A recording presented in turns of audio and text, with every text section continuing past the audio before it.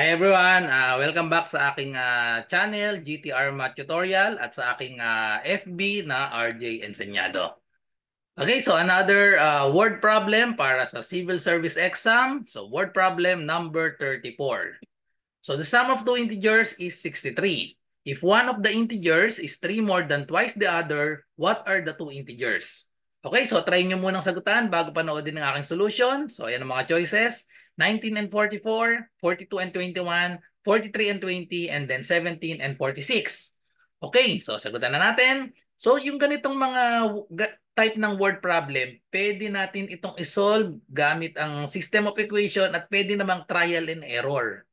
Okay, so kung saan kayo mas nadadalian, so pwedeng i-trial and error lang, isa-isahin yung mga pairs of number natin, dapat masatisfy dun sa equation na mabubuo natin. Okay, so gawin natin ito ng trial and error, tsaka yung isa naman ay i-solve natin using system of equation.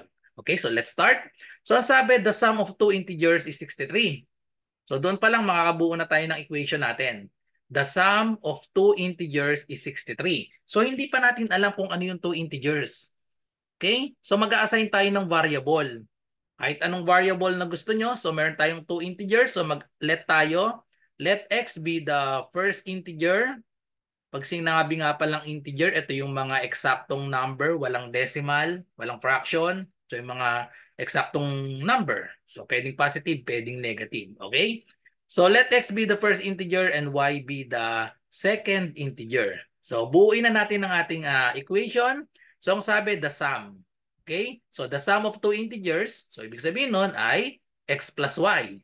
So sum of two integers is equal to 63. So yung is, ibig sabihin nun, equal sign. So x plus y equals 63. This will be our equation number 1.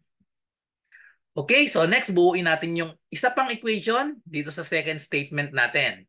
So word by word, translate natin. So if one of the integers, ayan, so if one of the integers, so ayan, so itong phrase na to, if one of the integers, ibig sabihin yan, kahit alin dito sa x and y.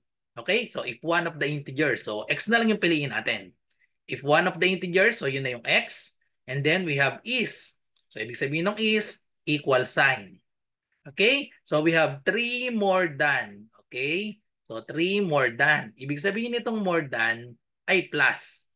Okay? So 3 more than ay plus. So magpa-plus tayo ng 3. Okay? So 3 more than and then twice. Twice the other. Pag sinabing twice, multiply sa 2. So multiply sa 2, so twice the other. So yung other number, yun yung y. Kasi x na tong pinili natin dito sa one of the integers. So we have x equals 2y plus 3. So this will be our equation number 2. Okay, so pwede na nating ma-solve yung dalawang numbers natin, x and y, using this system of equation. Pero pwede rin nating isolve using trial and error. So kung meron na tayong equation, so pwede na tayong mag-trial and error dito. I-try lang natin isa-isa.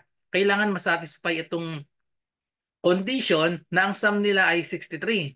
So itong mga choices natin, i-try agad natin na the sum of two integers is 63. Okay, so mag-eliminate tayo dito. So we have 19 plus 44. So okay to, equal sa 63. So okay. 42 and 21, ang sum niyan 63. So okay pa rin. 43 and 20, 63 pa rin yan. And then 17 and 46, okay, 63 pa rin. Nasatisfy lahat itong equation number 1. Okay, so yung equation number 2 naman, so substitute natin. Ang sabi, one of the integers is 3 more than twice.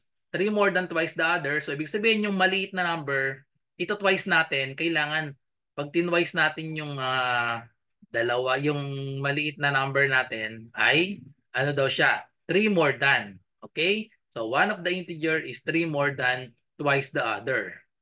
Okay, so try natin itong 19. I-times 2 natin itong 19. 19 times 2, we have 38. So 38 and then we have 44.